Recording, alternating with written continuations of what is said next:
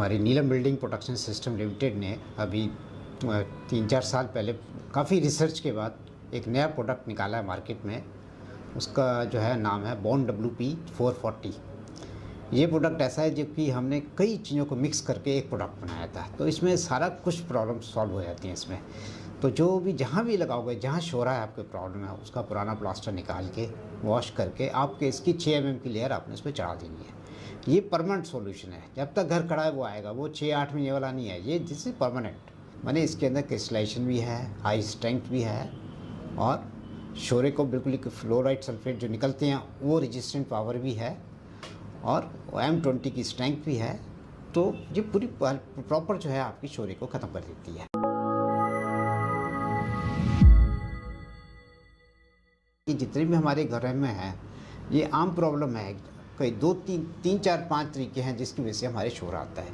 Number 1, अगर हमारी common wall है, पड़ोसियों का घर है, वो उसके पीछे बाथरूम है या उसके पीछे कोई चक्कर है, तो वो डैम्पनेस जो है, पानी चढ़ता है ब्रिक पे। ईंटों में जो है पानी अगर लगातार थोड़ा थोड़ा भी चढ़ेगा तो ईंटों में है कि वो पानी से रिएक्ट करके, सीमेंट के रिएक्ट करके वाइट पाउडर और सल्फेट निकालती है। वो जो है प्लास्टर को आराम से क्रॉस करके इवन प्लास्टर को भी गला देते हैं और ख़त्म कर देते हैं उसको।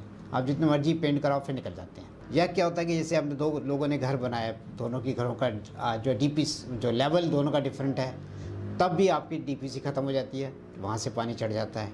कई बार पीछे से कोई नाला जा रहा है, वो आपके दीवारों से टच कर रहा है, फिर पानी दीवार चूसती है, उसके चला आता है।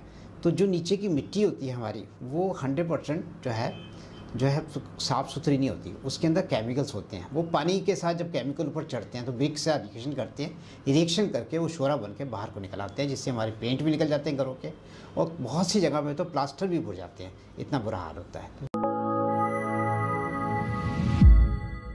ये शुरू से यूज़ करने वाला प्रोडक्ट है, क्योंकि खाली शोरा ही नहीं ख़त्म करता ये एक्चुअली मल्टीपर्पज़ प्रोडक्ट है। हमने इसको मल्टीपर्पज़ बनाया है कि एक ही बिल्डिंग से छत को छोड़ के आप पूरा घर को वाटरप्रूफ कर सकते हैं।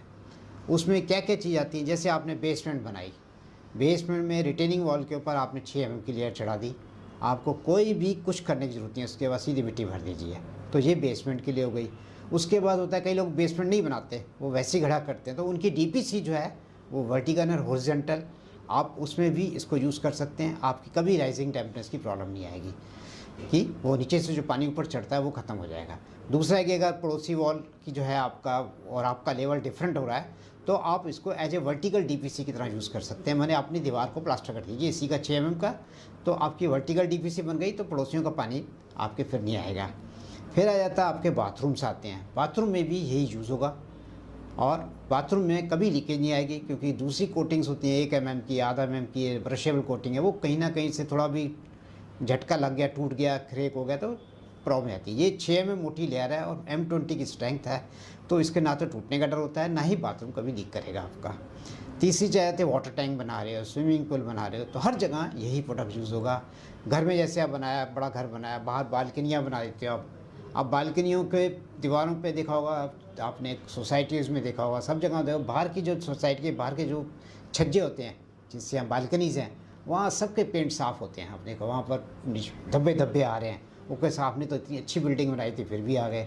तो आप बालकनी में भी, आप फर्श पे भी और 1-1 फुट ऊपर चढ़ा दो, तो आपकी बालकनी कभी ख़राब नहीं होगी, आपके घर की दीवारें भी नहीं ख़राब होंगी। क्योंकि दीवारों में भी बाहर बालकनी बनाई, वहाँ लगा दिए, बहुत बढ़िया टाइल लगा दिया आपने, अब टाइल के जॉइंट में से पानी घुस गया। अब जो आपकी दीवार जो है, जो घर के अंदर लग रही है, कमरे के साथ लग रही है, उस दीवार पानी तो घुस गया टाइल में, उस दीवार ने पानी चूसा, तो आपका उस कमरे की दीवार भी ख़राब हो गई। तो ये सबसे बचने के लिए आप 1-1 फुट तक इसको चढ़ा दो बालकनी में, तो आपका कोई भी चांसेस नहीं है कि आपके घर में लीक हो जाएगी। जैसे मैं सपोज़ करो इसके ऊपर पानी भर दूँ, पानी अंदर नहीं जाएगा, अब हटाएंगे तो सूखी सूखी दीवार निकलेगी।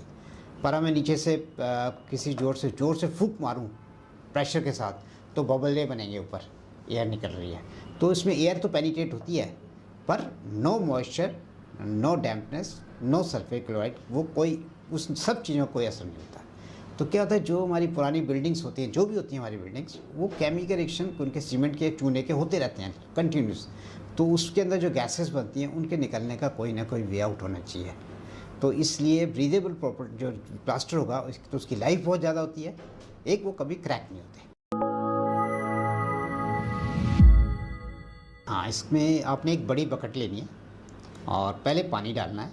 वैसे जनरली जो बैग हमारे जितने भी हैं उसमें 4.5 लीटर के करीब पानी डलता है, तो आप 4.5 लीटर पानी पहले डालिए। पानी डाल के फिर धीरे धीरे पाउडर को डालते जाइए और उसको अच्छे से हिलाते जाइए। मिक्स हो जाता है पूरा। जब मिक्स हो जाए, आपको 2-3 मिनट लगते हैं, आपने पूरा मिक्स कर लिया। मिक्स होने के बाद इसको 2-3 मिनट के लिए छोड़ देना है। तो क्या होता है कि हर एक इस टाइप के प्रोडक्ट्स उसमें से गैसेस थोड़ी बहुत निकलती हैं, तो उसमें हवा, एयर बबल्स जो निकलेंगे वो 2-3 मिनट निकलने दो उसको। उसके बाद फिर से एक बार मिक्स करके जिस सरफेस पे लगाना है उसको पहले पानी से अच्छे से धो दीजिए ताकि गीला हो जाए। वो गीले के ऊपर आपने इस मसाला जो बनाया आपने उसको जैसे पीओपी 6 mm की चढ़ाते हैं या प्लास्टर करते हैं, जैसे करंडी घुरमाला लेके उसके साथ आपने 6 mm की लेयर पूरे दीवार पे चढ़ा देनी है। तो दिस इज सिंपल प्रोसेस, जैसे हम प्लास्टर करते हैं वैसे इसको करना है।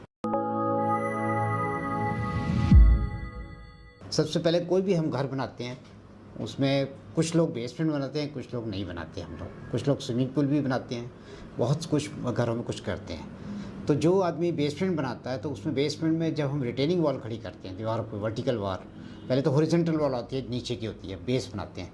बेस के ऊपर हम इसको 8 mm की लेयर देते हैं।